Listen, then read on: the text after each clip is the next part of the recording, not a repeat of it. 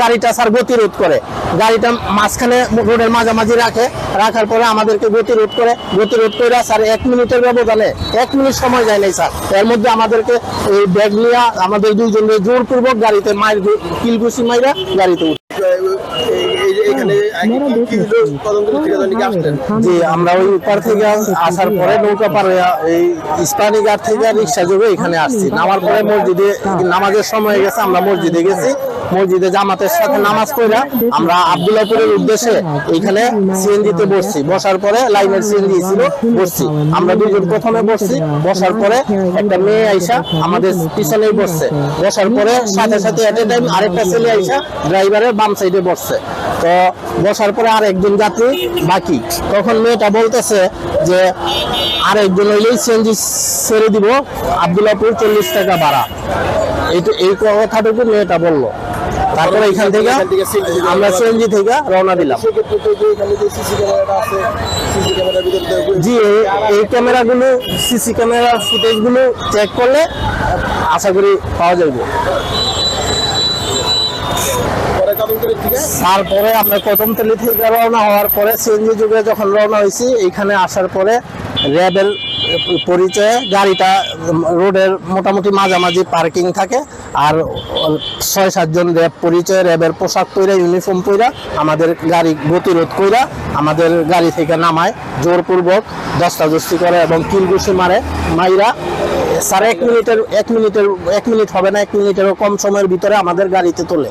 একনল hand wash 100% paraben free, তাই নিরাপদ হাতের জন্য আস্থা রাখুন একনলে। গাড়িতে তুলে আমাদের ব্যাগ ট্যাগ সহ আমাদের গাড়িতে তোলার পরে ওরা হ্যান্ডকাপ করায় এবং আমাদের দুজনের চোখ বাঁধার পরে প্রথম অবস্থা আমাদের মোবাইল 2টা নিয়ে নেয় এবং মানি ব্যাগটাও নিয়ে নেয়। মানি ব্যাগে ওর টাকা ছিল, ওইটা নিয়ে মানি ব্যাগটা রিটার্ন করে। ওরা গাড়িতে উঠানোর পরে স্যার আমাদের বিভিন্নভাবে ভয়ভীতি দেখায়া আমরা বলছি ঠিক আছে আপনারা যদি প্রশাসনের লোক হন তাহলে এইখানে একদম কাছে র্যাব 10 এখানে নিয়ে যান, আমরা যদি অপরাধ করে থাকি আমাদের বিচার হবে। ওরা বলে না, তোদেরকে র্যাব 12-তে নিয়ে যাব। ড্রাইভারকে বলতেছে, দামকি দিতেছে, এই গাড়ি কুমিল্লা গুড়া। পরে আমাদের তাদের সাথে ওকিটুকি ছিল, ওরা ফেক কথাবার্তা বলা বলি করে।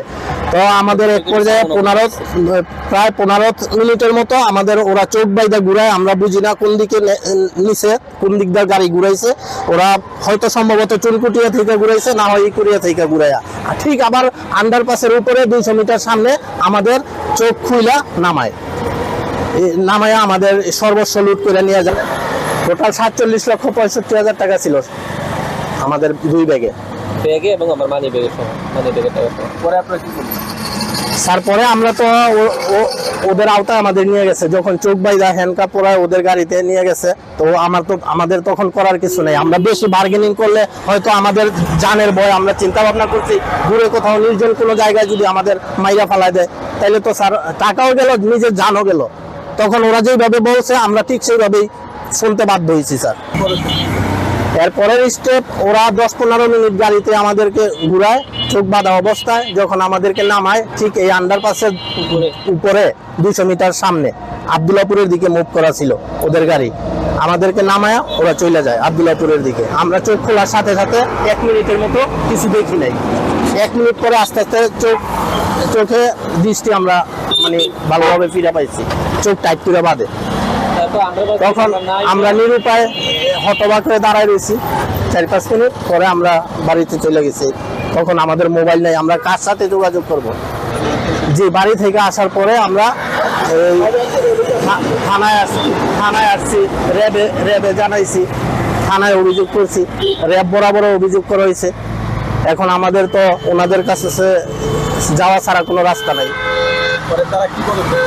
তারা বলছে এটা দেখতেছে, এটা বলছে আমাদেরকে আশ্বাস দিছে যে এটা দেখতেছে, এটা নিয়ে।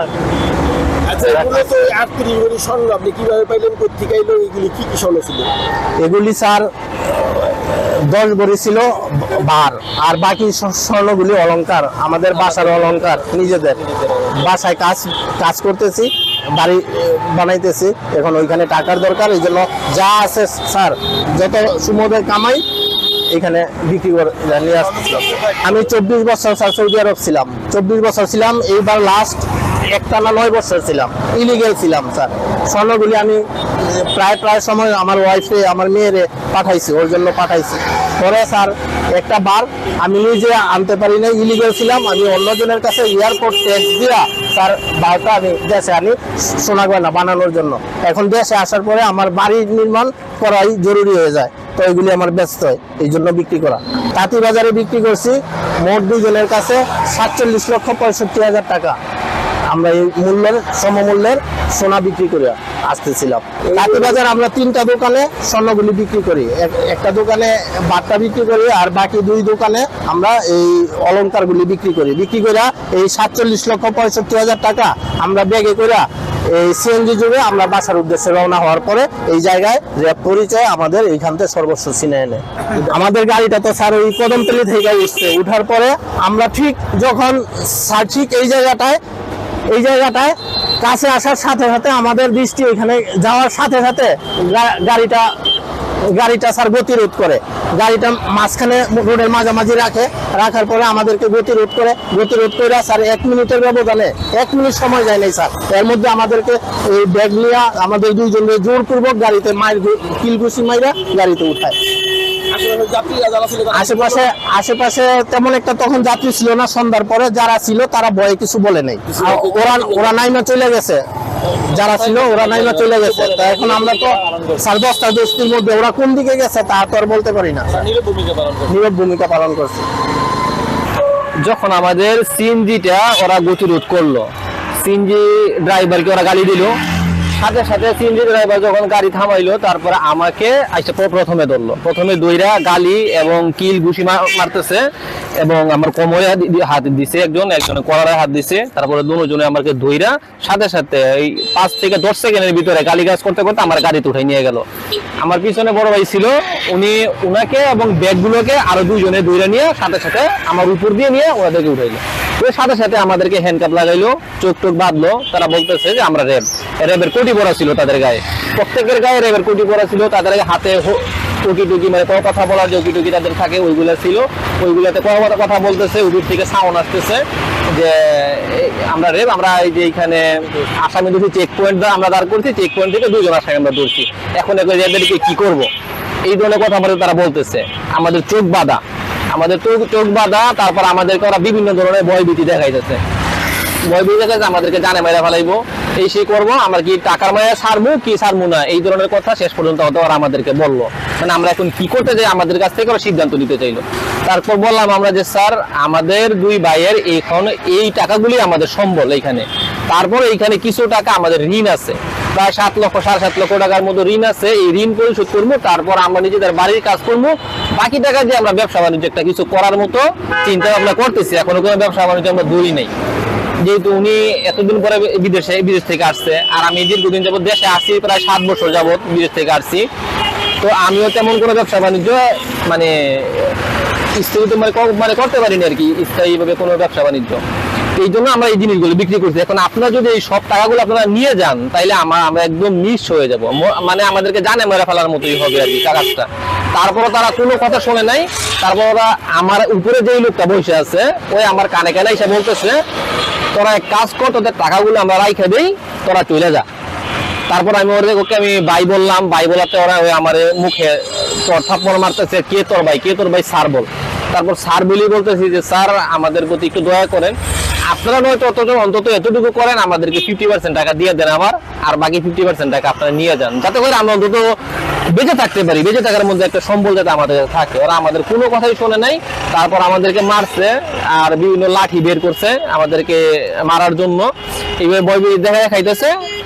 চোখ আরো টাইট করে বাঁধছে, হাত আরো টাইট করে বাঁধার পরে আমাদের গাড়ি থেকে নামাইছে। নামানোর পরে ভিতর থেকে আবার একজনে বললো যে চোখ আর হাত খুলে দিই। তারপরে যে আমাদের গাড়ি থেকে নামাইছে ওই আবার চোখ আর হাত খুব তড়িঘড়ি করে খুলতেছে, আর আমার চোখে প্রচন্ড ব্যথা পাইতেছি। আমি বলতেছি ভাই চোখ আমার নষ্ট হয়ে যাবে, আমার এইভাবে এখন একটু আস্তে ধীরে চোখটা খুলেন। তারপর আমাদেরকে চোখ খুলে ধাক্কা দিয়ে ফালায় ওরা গাড়ি টাইনে আব্দুল্লাপুরের দিকে চলে গেল।